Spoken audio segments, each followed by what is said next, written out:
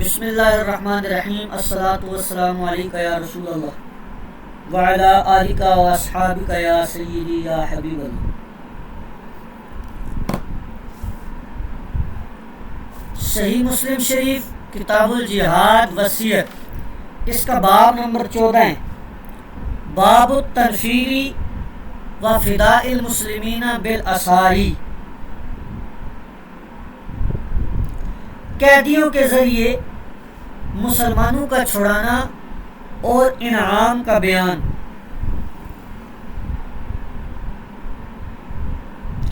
اس باب میں حضرت امام مسلم رحمۃ اللہ علیہ ایک ہی حدیث مبارکہ لے کر آئے ہیں۔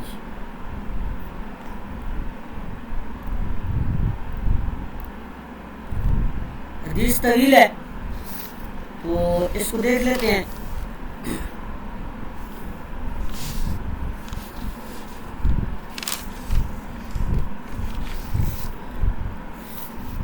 حضرت ایاس بن سلمہ سے روایت ہے، وہ اپنے والد سے روایت کرتے ہیں، کہتے ہیں کہ مجھ سے میرے والد نے بیان کیا کہ ہم نے قبیلہ بنی فزارہ کے ساتھ حضرت ابوبکر کی معیت میں جہاد کیا، آپ کی سرپرستی میں، اور حضرت ابوبکر کو ہم پر امیر حضور علیہ الصلوۃ والسلام نے بنایا تھا۔ پھر جب ہمارے اور پانی کے درمیان 1 ساعت کا فاصلہ رہ گیا تو حضرت ابوبکر نے ہمیں حکم فرمایا ہم رات کے آخری حصے میں اتر پڑے۔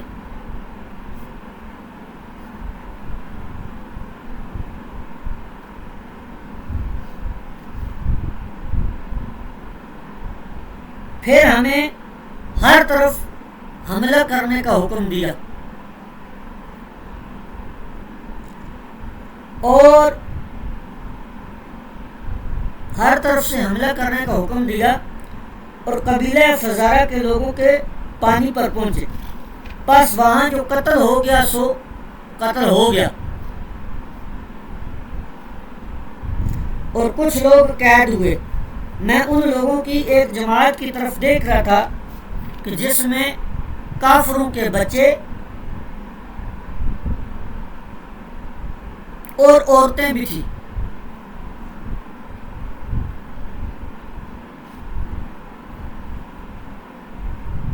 تو کہتے ہیں مجھے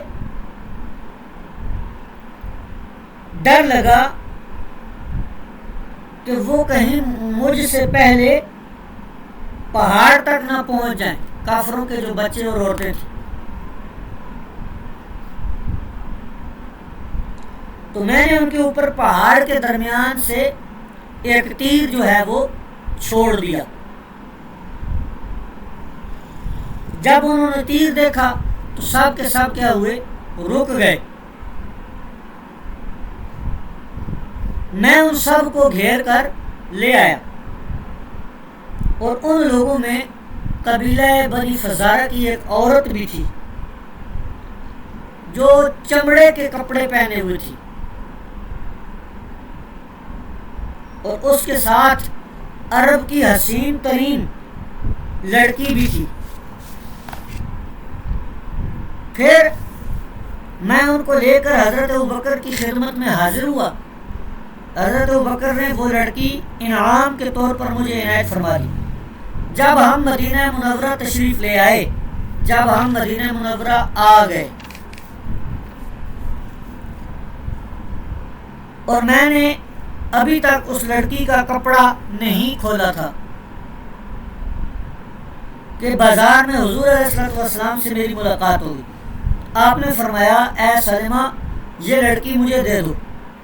میں نے عرض کیا یا رسول اللہ، اللہ کی قسم یہ لڑکی مجھے بڑی اچھی لگی ہے۔ میں نے اس کا ابھی تک کپڑا بھی نہیں کھولا۔ پھر اگلے دن میری ملاقات حضور علیہ الصلوۃ والسلام سے ہوگی بازار میں۔ آپ نے فرمایا اے سلمہ وہ لڑکی مجھے دے دو، تیرا والد بہت اچھا آدمی تھا، میں نے عرض کیا یا رسول اللہ وہ لڑکی آپ کے لیے ہے، اور اللہ کی قسم میں نے ابھی تک اس کا کپڑا نہیں کھولا۔ پھر اس کے بعد حضور علیہ الصلوۃ والسلام نے وہ لڑکی مکہ والوں کی طرف بھیج دی اور اس کے بدلے میں بہت سے مسلمانوں کو چھڑایا جو کہ مکہ میں قید کر دیے گئے تھے۔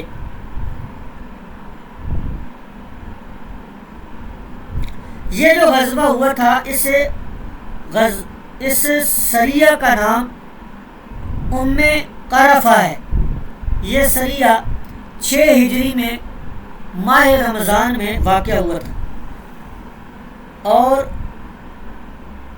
یہ عورت ام قرفہ تھی جو لڑکی تھی، اور یہ حضرت سلمہ بن اکوع کو دے دی تھی حضرت ابوبکر صدیق نے۔ تو حضور علیہ الصلوۃ والسلام نے یہ حضرت سلمہ بن اکوع سے مانگ لی،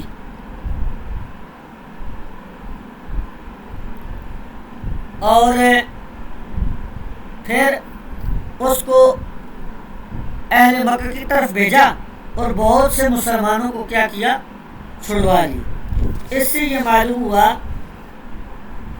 کہ قیدیوں کے ذریعے مسلمانوں کو چھڑانا یا امیر کا کسی کو دینا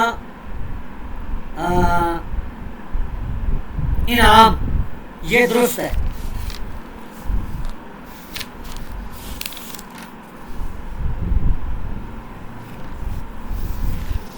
اب یہاں سے آگے جو باب ہے، باب حکم الفیء وقصۃ عمر وعلی وعباس، مال فے کا بیان اور حضرت عمر و علی و عباس کا قصہ۔ اس میں امام مسلم رحمۃ اللہ علیہ 5 احادیث مبارکہ لے کر آئے۔ ان میں سے جو پہلی حدیث ہے، پہلی جو حدیث ہیں 2، اس میں مال فے کا ذکر ہے،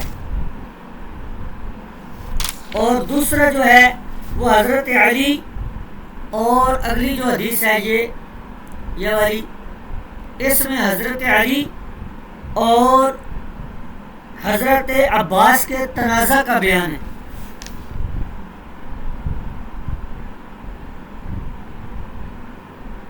پھر اس کے بعد جو اگلی حدیث ہے، اس میں حضور علیہ الصلوۃ والسلام کے یہ طویل حدیثیں ہیں۔ حدیث جو اگلی ہے یہ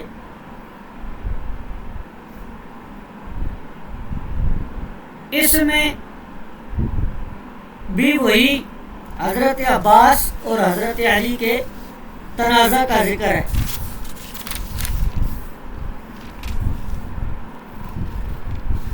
اور اس کے بعد جو آخری حدیث ہے اس باب کی،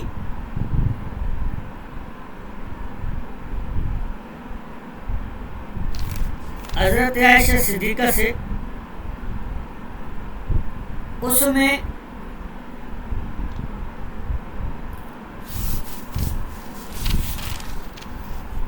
اچھا یہ اگلا باب شروع ہو گیا۔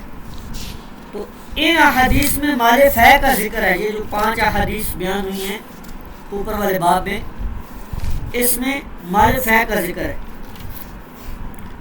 اب مال فے ہوتا کیا ہے؟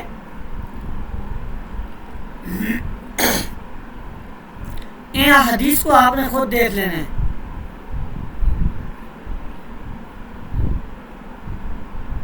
باب حکم الفیء،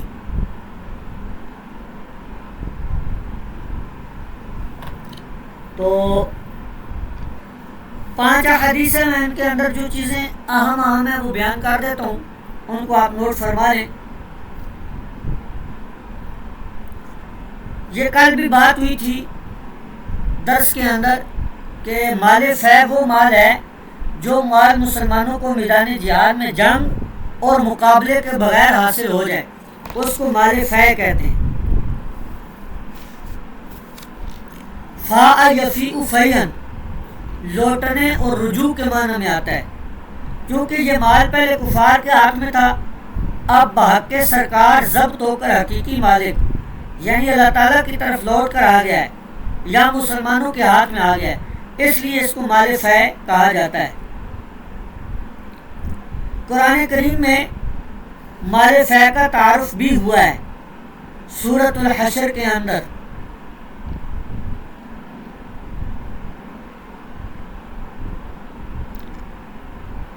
اور اس کے مصرف کا بھی بیان ہوا ہے۔ مولا علی قاری رحمۃ اللہ علیہ نے مرقات شریف میں لکھا ہے کہ مال فے وہ ہوتا ہے جو بغیر جنگ کے مسلمانوں کو حاصل ہو جائے۔ اس کے 4 حصے مکمل طور پر حضرت صلی اللہ علیہ وسلم کے ہاتھ میں ہوتے تھے، جو آپ اپنی ثوابدید پر خرچ کرتے تھے۔ یہ آپ نے بات نوٹ کرنی ہے کہ مال فے کے 4 حصے مکمل طور پہ حضور علیہ الصلوۃ والسلام کے قبضے میں ہوتے تھے، اپنی مرضی سے حضور علیہ الصلوۃ والسلام خرچ کرتے تھے، مہمانوں کو کھلانا، اہل و عیال کو دینا، مجاہدین کو دینا، یہ سب شامل تھا۔ اور 5واں حصہ آپ ان پر خرچ کرتے تھے جن مصارف کا اللہ تعالیٰ نے ذکر فرمایا ہے۔ مال فے کا مصرف اموال خراج اور خمس کا مصرف ایک ہی ہے۔ ان میں حضور علیہ الصلوۃ والسلام نے اہل قرابت، بیوی بچوں وغیرہ پر تقسیم کیا، یتیموں بیواؤں پر خرچ کیا، مساکین وغیرہ پر خرچ کیا۔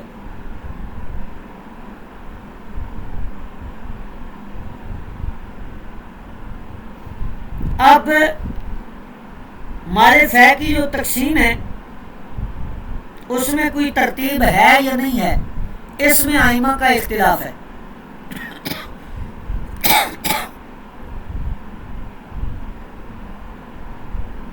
یہ یہاں سے آپ دیکھیں، یہاں سے آپ کو اس حاشیے میں مل جائے گی تفصیل بھی، تفصیل مذہب الامام الشافعی فی الفی۔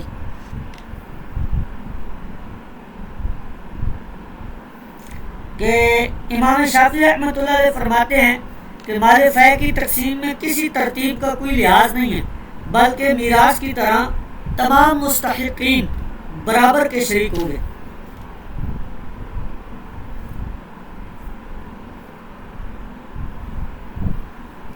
اب حضور علیہ الصلوۃ والسلام کو جو مال فے حاصل ہوا تھا وہ ایک تو مدینہ منورہ میں بنو نذیر کے اموال تھے، دوسرا خیبر کے فتح ہونے کے بعد کچھ علاقے جنگ کے بغیر ہاتھ آ گئے تھے، اس میں سے مال فے ملا تھا، جیسے فدق وغیرہ کا باغ۔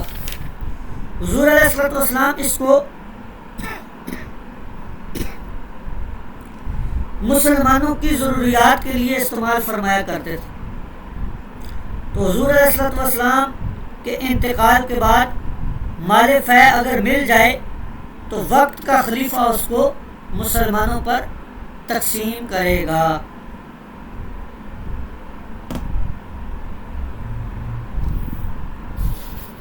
اب یہاں پر جو حدیث پاک ہے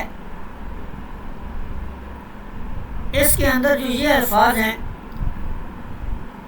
لم یوجف علیہ المسلمون بخیل ولا رکاب، تو سوال یہ تھا کہ یہ لم یوجف باب افعال سے گھوڑے دوڑانے کے معنی میں، یعنی مسلمانوں نے اس پر گھوڑے نہیں دوڑائے بلکہ جنگ کے بغیر مال حاصل ہو گئے۔ اور اس سے آگے الفاظ ہیں فَكَانَ يُنْفِقُ عَلَىٰ أَهْلِهِ نَفَقَةَ سَنَةٍ، کہ حضور علیہ الصلوۃ والسلام 1 سال کے لیے اپنے اہل و عیال کے لیے خرچہ رکھتے تھے۔ اب یہاں پر ایک اشکال پیدا ہو گیا کہ حضور علیہ الصلوۃ والسلام تو اپنے پاس مال رکھتے ہی نہیں تھے کچھ، تو یہ سال کا خرچہ کیسے رکھا؟ اس کا جواب یہ ہے کہ جن حدیث میں یہ ہے کہ حضور علیہ الصلوۃ والسلام اپنے پاس مال نہیں رکھتے تھے، وہاں پر یہ مراد ہے کہ حضور علیہ الصلوۃ والسلام اپنی ذات کے لیے مال نہیں رکھتے تھے۔ اور جہاں پر ذکر ہے کہ حضور علیہ السلام سال کے لیے نفقہ رکھتے تھے تو وہاں پر 7 اہل و عیال کا ذکر ہے. ازواج مطہرات میں سے بھی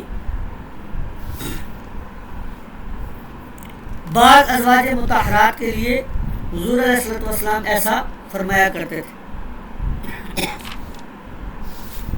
اس کے بعد اگلی حدیث ہے جس میں حضرت عباس اور حضرت علی کے تنازع کا ذکر ہے.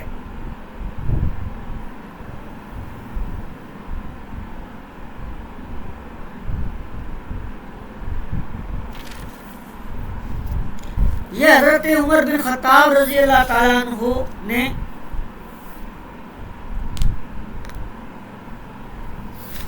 حضرت عباس اور حضرت علی کو بلایا تھا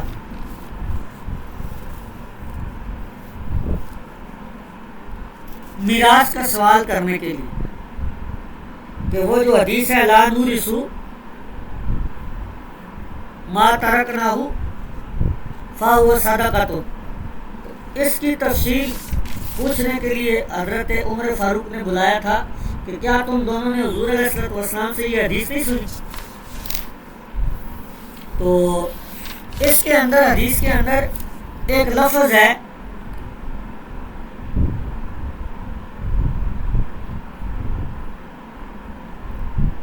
یہ یا فقال عباس، حضرت عباس نے کہا یا امیر المؤمنین، اے امیر المؤمنین، اقضی بینی و بین ھذا الکاذب الآثم الغادر الخائن، اے امیر المؤمنین فیصلہ کیجئے میرے اور اس جھوٹے دھوکہ باز خائن کے درمیان.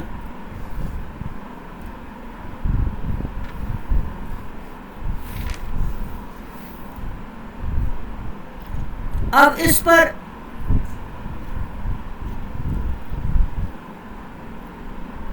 یہ حضرت عباس نے حضرت علی کو فرمایا، کتنے سخت الفاظ ہیں.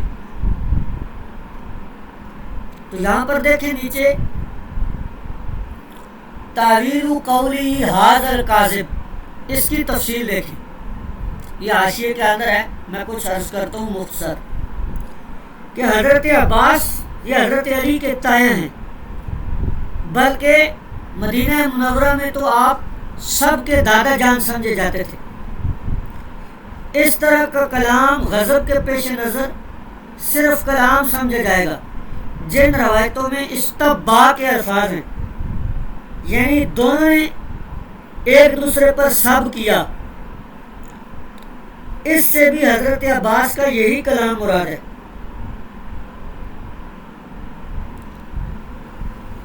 صحابہ کی پوری تاریخ میں حضرت عمر کے بارے میں اس طرح کا کلام کسی مسلمان نے نہیں کیا. اگر یہ جملے حضرت عمر کے بارے میں ہوتے تو یہ جو روافظ ہیں انہوں نے شیعہ نے آسمان سر پہ اٹھا لینا تھا اور پروپیگنڈا کرنا تھا، گالیاں دیتے. لیکن تعصب کا ناس ہو وہ حضرت علی کے بارے میں اس طرف اشارہ بھی کرتے. اب اہل سنت تو اس کلام کے مصداق کے بالکل بھی قائل نہیں ہیں، ان کو صرف ایک کلام سمجھتے ہیں.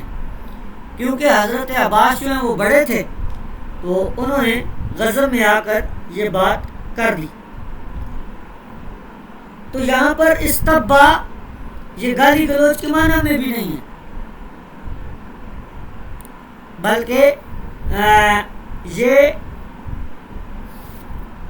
برا بھلا کہنے کے معنی میں کہہ رہے ہیں. بہرحال یہ فدق کے معاملے میں جو حدیث پڑھی جاتی ہے لا نورث ما ترکنہ فہو صدقۃ، اس پر ہے. تو چونکہ یہ فدق کے حوالے سے ہے اور اگلا جو باب آ رہا ہے ہمارا وہ تفصیل اسی قول کی ہے، باب قول نبی لا نورث ما ترکنہ فہو صدقۃ. تو کل کا جو درس ہے وہ خاص مسئلہ فدق پر ہی ہوگا اور مکمل انشاءاللہ تعالی تفصیل سے گفتگو کریں گے اس پر. آج کا درس مسلم شریف کا یہیں پر کلوز کرتے ہیں.